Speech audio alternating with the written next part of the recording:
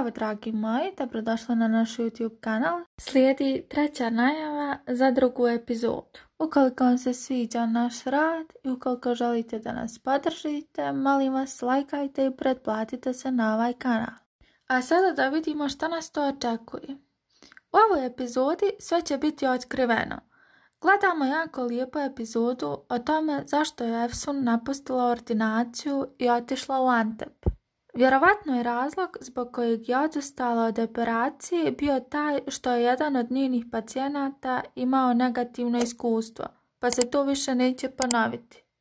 Emir govori Efsun znači da se ne sviđamo jedno drugom, barem imamo zajedničku tačku. Efsun sva šokirana govori šta? Dok njih dvoje primaju pacijenticu u kancelariji, Emir govori draga Efsun, dođi ovdje. Ne. Moje mjesto je pored tvog. Tako se Efsun obraća pacijentici govoreći nećete se znojiti na 360 stepeni. Sredit ćemo vam harizmu, zadnjicu, sve što vam je potrebno. Ko je ova djevojka? Da vas upoznam? Šta je bilo sa tim tračevima? Ponuda. Ponuda? Izmislila sam. Emir govori Efsun, ako želiš razmišljati o njemu, razmišljaj.